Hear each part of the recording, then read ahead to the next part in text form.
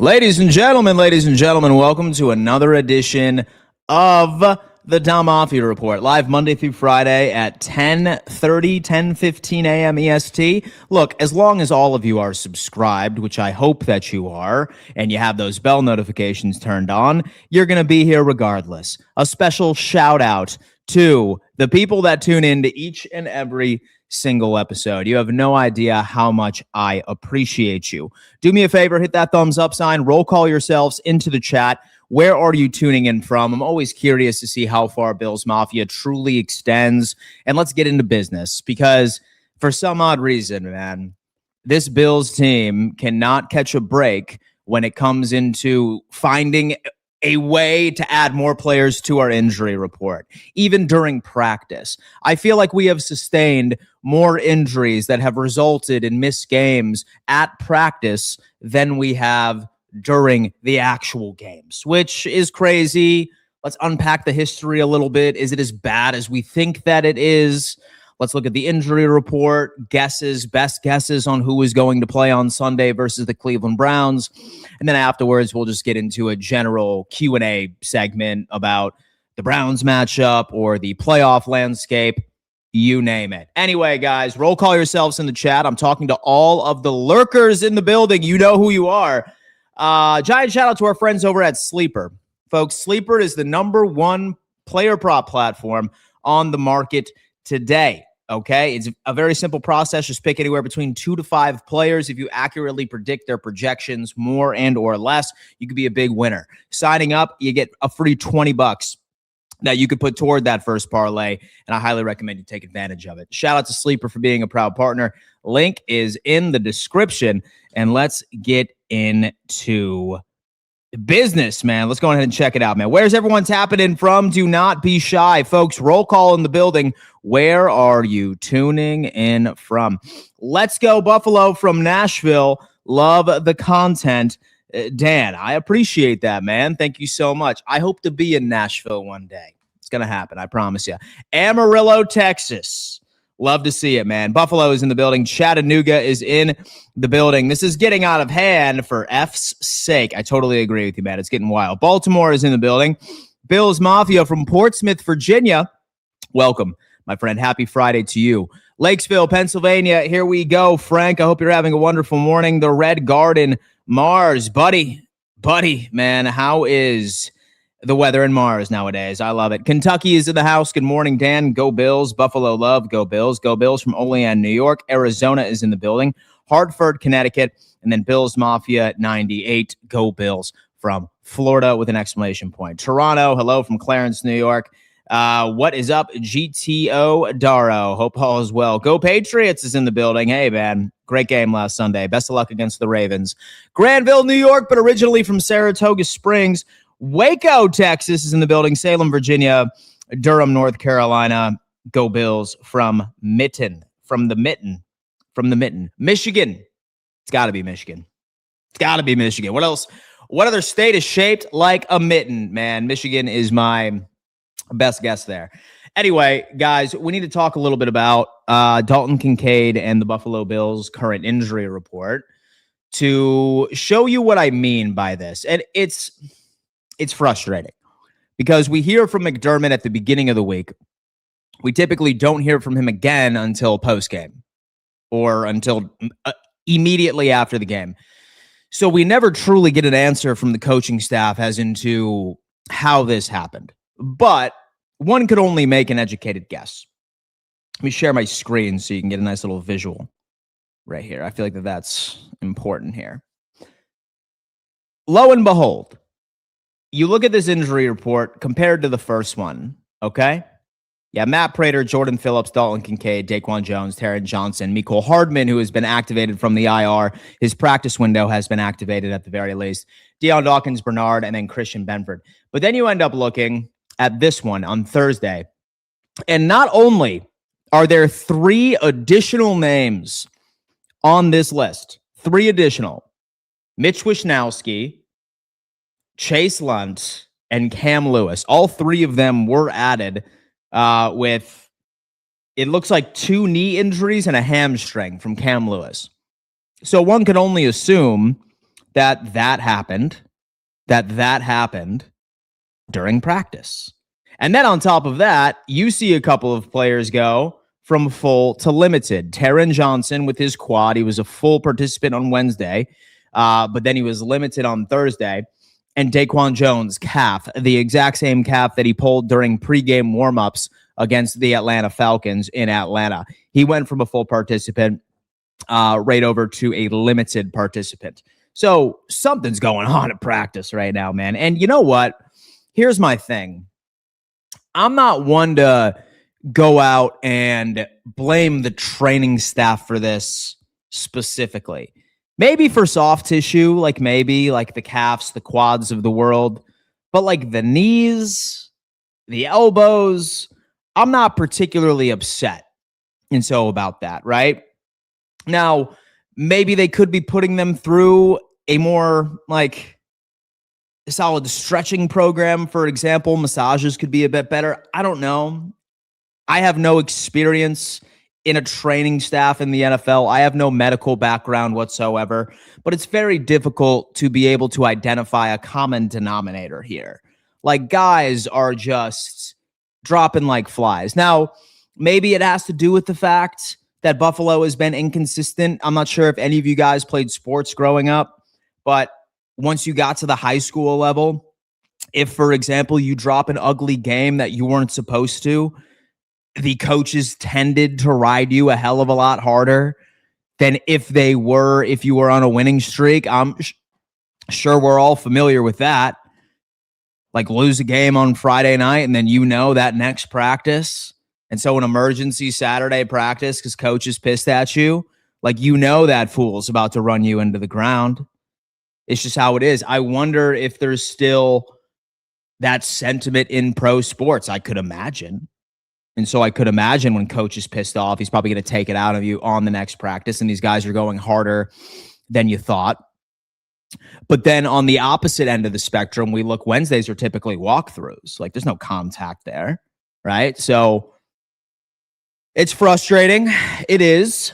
But at the end of the day, I still think this team is positioned pretty well to beat the Cleveland Browns on Sunday.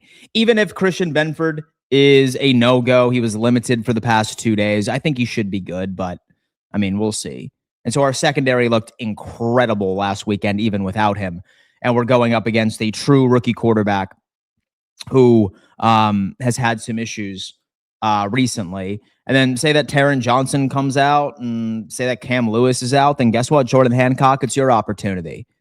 You played slot corner. You played safety in college. You were the versatile piece that's moved around the field. It's next man up. But things got to give. And what I think is certainly annoying is Dalton Kincaid, because I got to tell you, man, he is by and large having his best season as a pro. His best season by a country mile. He's like number 1 in DVOA. He's top 3 in EPA per dropback. He's the best route runner on our team. He has the best hands on our team. Like, he's our number 1 receiver. Like, basically how you look at it. He is our proxy number 1 wide receiver. And he's accomplishing all of that with only playing 10 games so far this season. So when I think of Dalton Kincaid, I think of one tight end that I really admired back in the day. He was one of my favorites playing. His name was Tyler Eifert. He was on the Cincinnati Bengals for a while. I think we're all familiar with him, right? Similar start to the career. Quality when healthy toward the beginning, but he just couldn't stay off of the injury report. Had like countless procedures after procedures. And Dalton Kincaid himself has been dealing with this quote-unquote knee injury, or he re-aggravated it when he was rehabbing his hamstring, which you can't even make that up. He's been dealing with that knee injury since last year in Detroit, I wanted to say. Or maybe it was the Colts game, one of the two, but still, it's BS, man. It is BS. What I did want to do is I wanted to pull up our good friend Thigh Doctor. We love having him on the show. Our schedules never really align since he works in the days or during the morning. But if you want an actual medical analysis of each and every single injury report, not only for the Buffalo Bills, but also for the league. I highly recommend you go follow him over on Twitter. I've noticed a lot of you guys have been tagging him over on X, asking him questions. So cool. He deserves it. He's the most talented, most knowledgeable in the game. 0 questions asked. Nobody compares. But these are his thoughts on game time decisions or who is going to play. He thinks that Taron Johnson, Daquan Jones, Kincaid, Cam Lewis, and punter Mitch Wishnowsky are all trending down. So it's maybe less than 50-50. That presents another question. If Wishnowsky can't go, who's going to be punting the football for us? Because I'm still waiting on the breaking news to come in that we have brought in a punter for a workout. And what would this be? Our 4th punter so far this year? Like, dude, what the hell is happening to our punters nowadays, man? It is rough. You have Deion Dawkins, who's had an illness for the past 2 days. Does he have the flu? Is he going to have a flu game against the Cleveland Browns? That's not a pass rush to have a flu with. That much I can tell you. Yeah, Bernard is coming back this week. I'm not sure if any of us are excited about that, since Shaq Thompson, in my opinion, has played significantly better than he has so far this year. Benford might sit one more, according to Thigh Doc. I'm not particularly concerned. And then he finishes it off with a question. Would they activate Hardman to keep 7 wide receivers? I don't know. So that's the injury report side of things, folks. Let's go on ahead and get into a Q&A segment on this beautiful Friday afternoon. As always, please do me a favor. Start each and every single one of your submissions with either a Q and or an S so I can easily decipher if you are talking to me or talking to somebody else in the live chat. Guys, I do want to remind everybody, if you are watching the replay of this live stream, I only ask that you turn on those bell notifications when you subscribe. Not only are we so close to 50,000 subscribers, which I think is super cool, also, I would love to welcome you into our live chat community. We have a great group of people that meet Monday through Friday at around 10:30 a.m. EST each and every single day, and we unpack everything Buffalo Bills, from previews, advanced analytics, instant reactions, you name it, you're going to find it right over on this channel, man. And I definitely appreciate you guys for being a part of the family. Let's see. We have Christopher Wallen is coming in the building, and he is asking the question I feel like that was on all of our minds pregame of the New England Patriots. Why was Gabe Davis inactive? I'll be completely honest with you, man. I don't know. I really don't know why Gabe Davis was not active during the New England Patriots. Thankfully, it worked out, right? Thankfully, it worked out, and we were able to find some answers with our tight ends and then also our running back room. I mean, basically every single Gabe Davis decision in my eyes is going to be based on Keon Coleman, or Keon Coleman is related to the decision. Now, if I had to guess, I think Buffalo is done with Keon Coleman. And I do think that we are going to shop him around this offseason. However, if you want to shop a player around, you need to give him a resume that is tradable. Right? So you need to basically go out there and put stuff on tape so you could convince an organization of, hey, he's totally worth a 7th round pick. You should take this contract off of our hands. He would fit your system a hell of a lot better than ours. If we were to just make Keon Coleman a healthy scratch for the rest of the season, I mean, good luck on finding somebody that's able to trade for him. At least Kyer Elam got a couple of starts last year. I think we're going the exact same path. But don't see many games where Gabe Davis is going to be inactive moving forward. I don't know. And so I could be wrong. All I can do on this channel, folks, is tell you what I think I know, not what I know, because quite frankly, none of us know anything. That's what it is. Question, could we run a 3 linebacker scheme, Jackson Hunter? We are running a hell of a lot more base than we have last year. Typically, this defense was known as the nickel type defense, which is only 2 linebackers and a slot corner. And the argument of transitioning away from nickel was, is there a good reason to take Taron Johnson off of the field. A lot of this season, I would argue that, yeah, there is, because he's having a pretty rough season. He looked pretty good against the New England Patriots. I'd probably give him his best performance against New England. But based off of Shaq Thompson's arrival, based off of the heater that Matt Milano is coming off of as well, and Dorian Williams has been very good too as your downhill linebacker. He's like your mirror player. He has been great against the run. So not only has Buffalo transitioned more to base than they have in previous seasons, I think they're going to maintain that split. Of course, depending on what type of opponent we're going up against. If we're going up against a team that is effective at running the football, I think we're going to see a lot more base.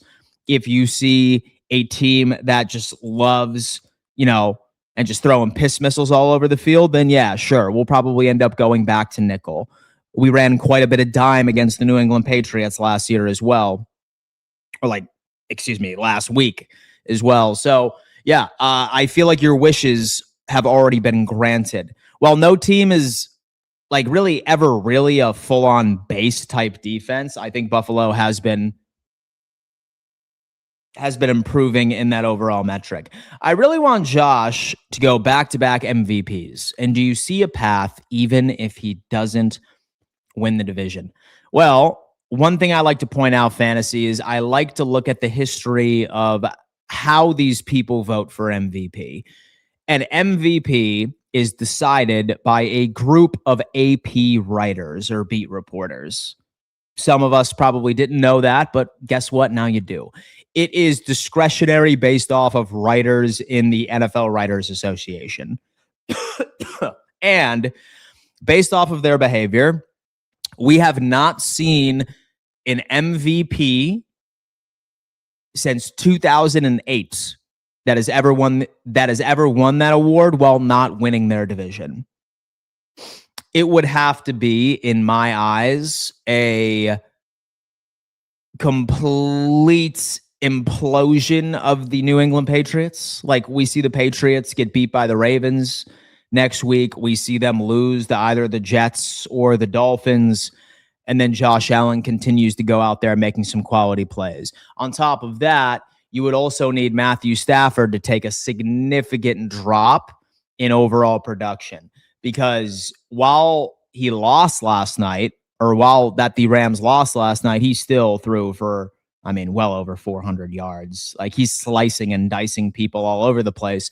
And that was even without Adams out there as well. So that whole narrative of, Stafford is, of course, doing it because he has Puka and Devontae Adams on each side. He kind of played a role there. But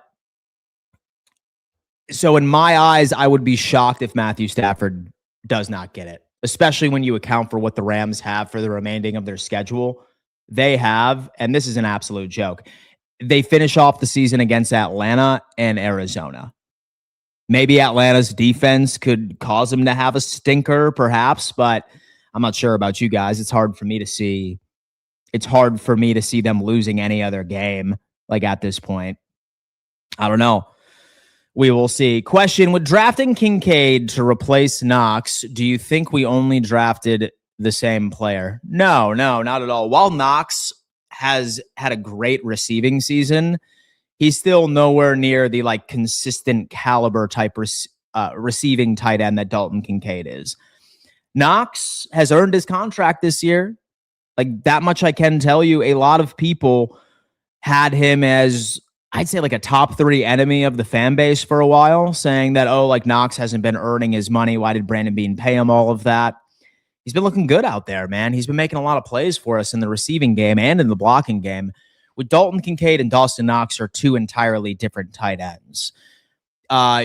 You have a Dalton Kincaid who is basically just a glorified receiver, and you have Dawson Knox, who, in my opinion, is more of a true tight end, who is very good at blocking, and he has some chops in the receiving game. So, I love it, dude. You have Hawes afterwards. I wonder if Buffalo ends up walking away from Dawson Knox this offseason based off of how Jackson Hawes has looked thus far I think that's where we're going to be. We have Vic is coming in from Facebook. Vic, what's going on, man? Good morning to you. So I think getting our guys healthy for the postseason is key. I have nothing against resting players, even in the Jets game for a stretch, including these 3 regular games where we're looking at 3 more games, a 6-game stretch with no rest. This is where McDermott is smart as a coach, rotating and managing the players so they are fresh. That is a wonderful way of looking at things. That is the glass half full approach.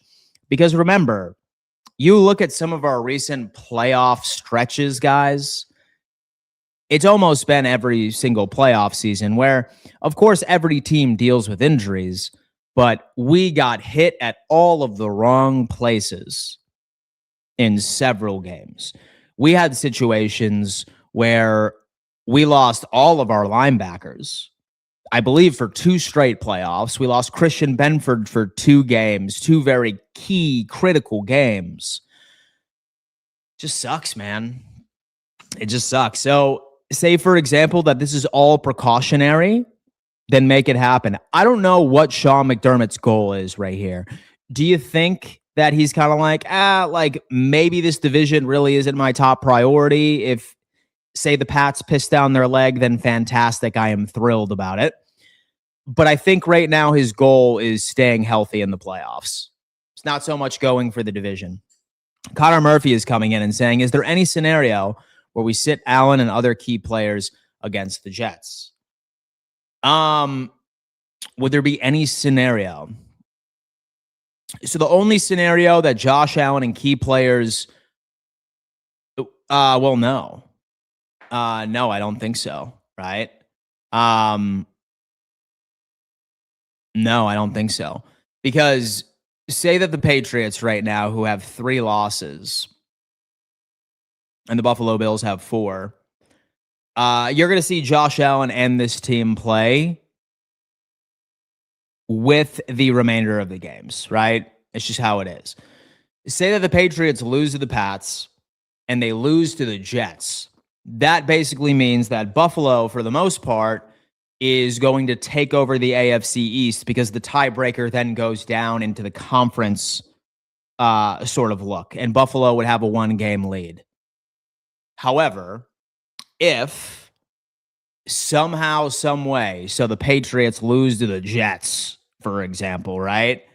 And then all of a sudden they're sitting at 5 losses and Buffalo is still at 4 losses, assuming, of course, that we ultimately end up beating the Browns and we beat the Eagles at home the following week. We would still need to have our starters out there just in case the New England Patriots were to beat the Miami Dolphins on week 18. Because say that we go out there and don't play our starters, yeah, I think that would be pretty rough. Walter, question. To your point, Dan, about Kincaid being more of a glorified wide receiver in usage, don't you worry that his limited usage works against us as a tell? It's not so much, because he does run a lot of decoy, routes too, right? He's not always the first read.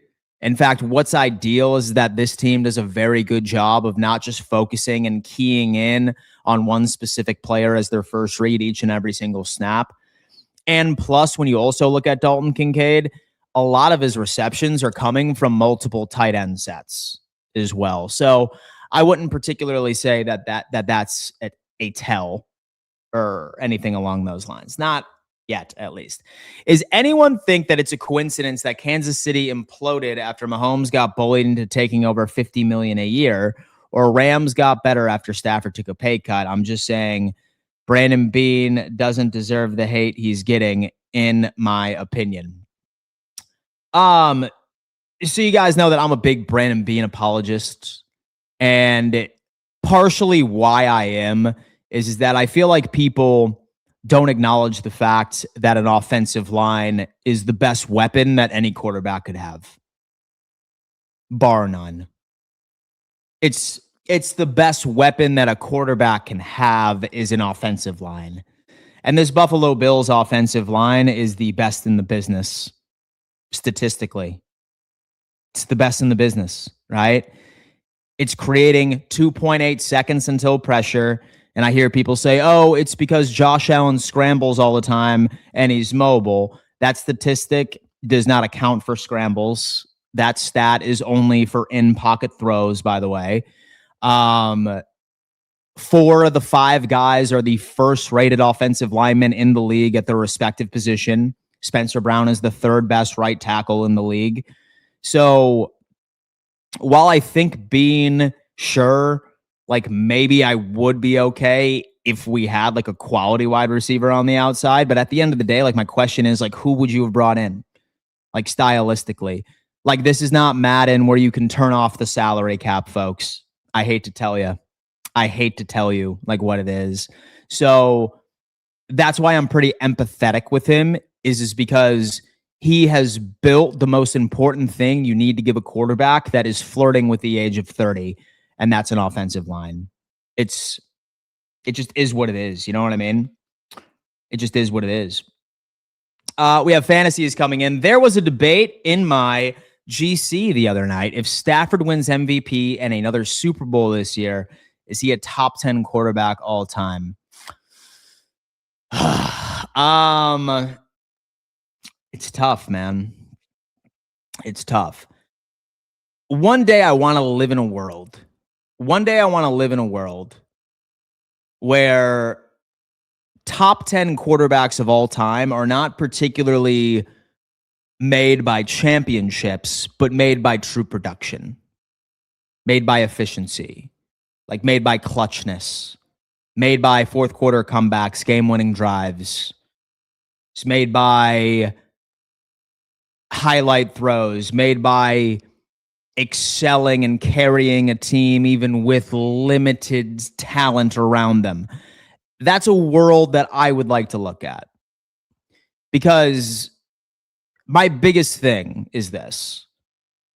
Even the quarterback is only capable of doing their 1/11th.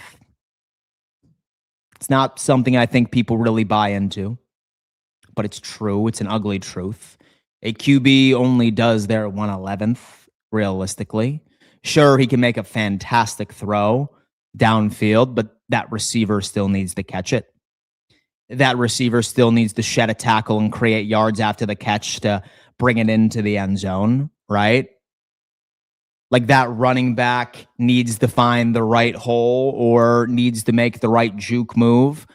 So I've always believed that even the quarterback is only accounted for their 1/11th on the offensive side of the football. Like, that's me. Like, sure, there are some good plays, but sometimes I feel like people simplify the game of football too much. And it's not as simple as you think that it is. There's so many different, like, missing pieces. Question, sorry, Dan. When I say tell, and so I mean so in terms of run versus pass play with a great play action team, I worry that teams can key on if it's a pass play based on Kincaid on the field. It's not particularly. I'm pretty sure last time I checked the data, Dalton Kincaid has been out at about like 35% of run plays. So I think that Joe Brady does do a pretty good job disguising his intentions. It's not like significant. Say that it's lower, it's certainly not as significant as you might have thought that it was. Is somebody mowing my lawn right now? Oh, no, never mind. Spraying for bugs, baby. Spraying for bugs out in the hood. Thank you so much. Buffalo can't play down to their opponent in these last games. We can't have another game like we did against Miami. Go Bills. It's funny because like I have a lot of friends on here that like still have not forgiven the Bills for losing to the Miami Dolphins. Still. Like, forget the past 3 games of offensive production and improvements from the defensive side of the football. I have a couple of buddies that are still not bought in on the Bills, and they just think that they stink just because of the Miami Dolphins game.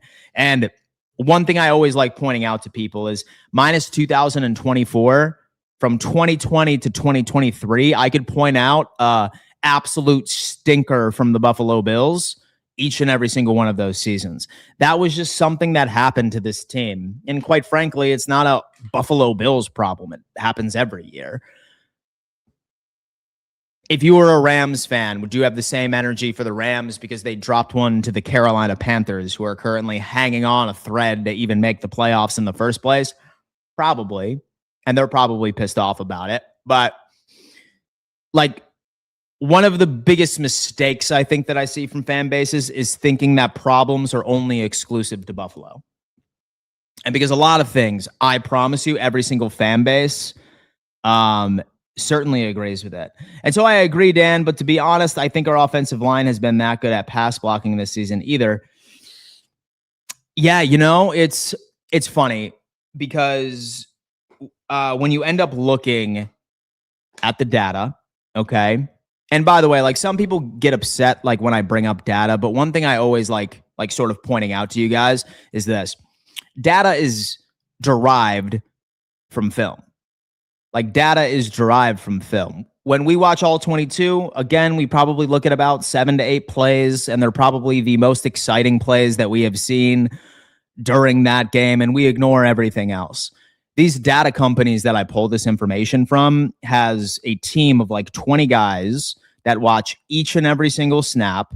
Half of them are responsible for the quarterback and wide receiver route concepts, and the others are responsible for the trenches only. So it is a well-oiled machine.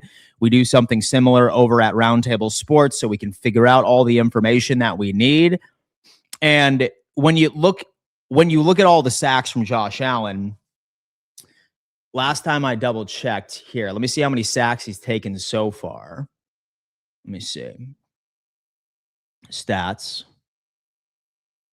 And then I'm going to go into pressure here, and I think you guys can figure it out. Let's go into pressure once this goes into it. So when you end up going into sacks of who has been sacked the most in the league, you have Josh Allen is at 33, but then you end up looking at how many sacks were his faults. He has 19. So out of all the sacks that he's had, he leads the league in fault sacks, meaning that 19 sacks this season were his fault.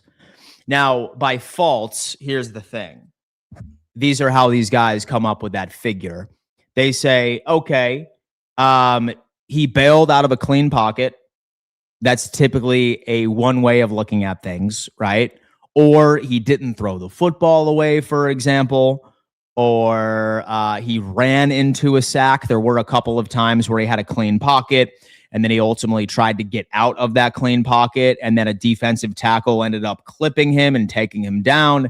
So once you end up taking away those 19 sacks that were his faults as far as what were truly so against him, he would be at 14, and he would be tied with, well, I mean, so to be honest with you, he would be number 1 in the NFL. I mean, he'd be number 1 in the NFL with sacks, especially say, for example, that like you don't count. So the Marcus Mariotas of the world that haven't played a full season, or the Tyrod Taylors who haven't played a full season, or Joe Burrow or Kirk Cousins or Brock Purdy. So if you were to wipe away the sacks that Josh Allen was accounted for as in his own faults, then he would be the least sacked quarterback in the NFL by 2, which is pretty solid. Question. Matthew Stafford can't be the MVP. Yes, he's good. However, he can't play under pressure. Dan, do you believe this will be taken into consideration as Josh Allen is pulling in wins with a 50-50 team? Man, last night probably wouldn't put all of that on Matthew Stafford. I probably wouldn't put that all on Matthew Stafford, especially since the Seattle Seahawks had last possession in overtime, right? And they had a pretty controversial call at the end of the day, too, I would say that. I'm not even sure what you guys think about in that category of that 2-point conversion that tied the game in the fourth quarter. Crazy game. Crazy game, man. We are blessed as NFL fans with how much parity has been in the league thus far. But yes, I do. Yes, I would make an argument that he could win it again, but I'm not going to get my hopes up because unfortunately, I'm not voting for the MVP, right? I don't have that luxury of putting my name into the voters, right? So I can't do it. And plus, I'm not even entirely sure that some of those writers would have agreed with me. It's just based off of how it is. Like, this league and the media is so obsessed with team accolades, and they think that it's a particular player's accolades altogether. That's why I'm thinking that, barring a crazy Josh Allen performance for the next 3 games and the New England Patriots pissing down their leg and him ultimately end up stealing that division, yeah, I don't see it. I don't see it. Statement: teams get injuries. Look at Detroit Lions. They're starting 3rd and 4th string guys in some spots. It's how it is. I forgive them and love the Bills, win or lose. My brain can't help but think back on the L we have had. We shouldn't have. Totally agree. But you know what? A way for them, or a way for us to forgive them, is to go on a damn run and finish this season off 13-4. Wouldn't that sound nice? A 13-4 season for this Bills. And by the way, Bills clinching opportunities. Bills playoffs clinch. We can clinch a playoff spot this week. Shout out to my boy Kevin for always being on top of that, man. He's a host of the Bills Roundtable. That's what it is. The Bills clinch a playoff spot Sunday with a win and an Indianapolis, Jacksonville, or a Houston loss. So if Buffalo wins on Sunday, we need to hope that either Indiana, Jacksonville, or the Houston Texans lose their game. And I'm not sure who they are playing right now off of the top of my head, but let's see. Let's see what happens. We first need to take care of business ourselves. Need to beat the Cleveland Browns. That's step number 1. And we need to hope that the 49ers beat the Colts. I think that's pretty likely. I like the odds of that. We need to hope that the Broncos beat the Jaguars. I think that that is also a possibility. And the Houston Texans, I don't think the Raiders are going to beat the Texans. And so I'd be shocked. So realistically, what I would suggest is we just need to win our game, and we ultimately end up clinching a playoff spot, which is fantastic. We have Jonas Burris is in the building saying, is Knox a start in the fantasy semifinals? Kincaid and Warren are on my bench. I feel like you might just not have a choice, brother, right? I feel like you might not have a choice. I feel like you might need to at this point. I would watch that injury report closely. Maybe Kincaid is out there on Sunday and he's just getting some extra rest before the game. But if not, then I would go with Knox. Warren, he's going to be going up against a Robert Saleh type defense. I'm not so sure. With Kincaid as being wrapped in bubble wrap and being saved for the playoffs, Kincaid doesn't need to play in Cleveland. I love that, and I'm fine with that. Yeah, that sucks. Raiders are not beating Houston. It's not, but luckily we have 2 other games which could be interesting. It's the Jags and the Broncos, or the San Francisco 49ers and the Colts. So one of those 3 teams needs to lose. Buffalo's in the playoffs. Fantasy Primetime is in the building saying, if Stafford doesn't win his division and Allen doesn't either, I do not think it's fair for May to win it. Ewers and Brady Cook on the schedule, LOL. And with that being said, if it's going to be between Allen or Stafford for MVP, who both did not win their respective divisions, I truly believe Allen is the MVP. That is interesting. That is interesting. Oh, Fantasy Primetime. I am going to give you a shout out while I make a TikTok about this a little later. I agree Allen does way more with way less, but that's just my opinion. Stafford also benefits from an extremely talented offensive-minded head coach. Josh, on the other hand, well, let's just leave it at that. I like that. Saved Ed Oliver for the playoffs. From what I understand, it sounds like Ed Oliver, if he is available and if he can possibly play, it's going to be, I think, Super Bowl weekend. And so the Bills make it. But all right, that's going to have to do it, ladies and gents. Thank you so much for tuning in to another edition of the Don Mafia Report. I'm going to be live over on the 4th and Forever channel here in about an hour and 50 minutes. I ask each and every single one of you to start going over and showing a little bit of love to some of our roundtable products right here, folks. You know what I mean? We definitely do a lot of hard work. I don't actually do a good enough job in promoting these things, but shameless plug right here. I own a sports podcast network or a sports media network, whatever you want to call it, where I ended up collecting all of the top YouTubers that report on their respective team. So we have the AFC East roundtable. It's me, Richie, TD, Colby from the Patriots, where we just talk all division ball. We debate. It's awesome. And I found one for every single division. We have the NFC West, which I am very excited to hear what they have to say about this game that happened last night. It's going to be exciting. We have Z-Bot, who is the host of this one. 4 great YouTubers on top of that. And then Roundtable Sports Network, which I believe is in the description of this video right here, where we have a show. It's called Fourth and Forever. We end up breaking every single piece of NFL news, game previews, game predictions, hot takes. It's all across. Highly recommend you go check that out. And more importantly, I know some of you guys only care about Bills news.